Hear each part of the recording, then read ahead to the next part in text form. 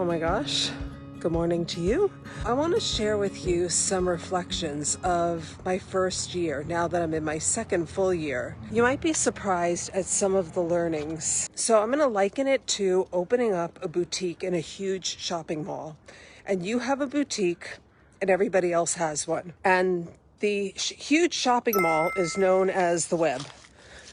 And as you're getting started, you come onto the web and you're checking out, what everybody's doing. I'll tell you what I did. When I first came onto the online space, I hired a coach and a VA, a virtual assistant, and I stayed in my lane. I didn't watch what anybody was doing. I didn't have time. I was in my corporate job, and I was working in my coaching business, trying to get it set up and doing all the things. So I didn't have any time to be watching what anybody else was doing. And I really gained a lot of momentum and off I went. My business just absolutely took off.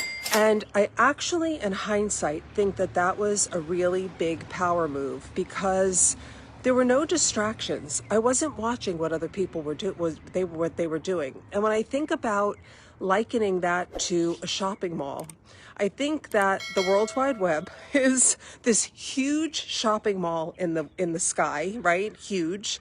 And everybody else is opening up their boutiques.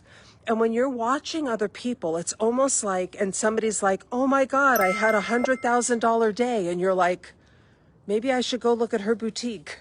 Like, I'm super happy for her and I want to go look at her boutique. And you're like, maybe I should carry those clothes. Maybe I should change my window design. Maybe I don't, I'm happy for her. And then you question yourself. And then you get back in your lane, you start to get focused. It actually slows you down when you are following too many people when you're brand new. And I think one of the things that I did really, really right, not watch other people at all. One of the things that I did that set me back, I started to join groups and big groups. And I started to watch what other women were doing. And it started to affect, I guess, my confidence in some way. And I started to get confused. Do I need a little bit more of this? Should I do a little bit more of that? And I was always a woman that would support other women and I think part of it is that when you are a woman that comes from any kind of managerial position, any kind of corporate position, any kind of, any woman that's a very heart-centered woman, you root for other people. And then there's also a part of us that's like, oh God, am I doing it wrong? And so doubt sets in and changing lanes sets in. And for me personally, one of the things that's really helped me is I'm back in my lane. And I comment back on people. There's definitely some people that I follow, but I follow a lot less people. I'm in a lot less groups and I stay in my lane. And I produce a lot of videos and I have a lot of content to be in service and to help people and to give back in a really, really big way. But I find that being an over cheerleader, I think that as women, we overgive. And part of overgiving, the way that it shows up in social media, is that we join too many groups. We're showing up for too many people. We're overgiving. And it actually ends up setting us back.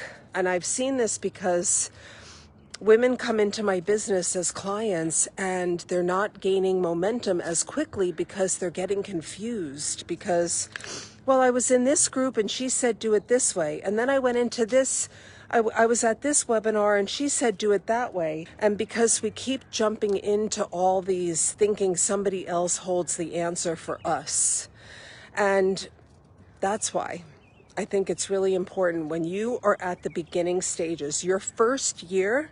My sage advice is your first year to hunker down, stay in your boutique, stay in your lane, right? Like you're in the big shopping mall of the sky, and to spend your time, energy, and focus on yourself. And you're not even going to know what other people are doing because you're not investing your time and energy there. And it doesn't matter. Get your brand going, your personal brand going. Get your offer down. Get in sync with your mindset. Get grounded in what you're doing. The rest, it'll all come in time. If you keep changing the channel because I don't know, maybe I should do this, that, or the other, you're not going to gain any momentum. So the best thing that you can do, stay self-focused. It's not selfish.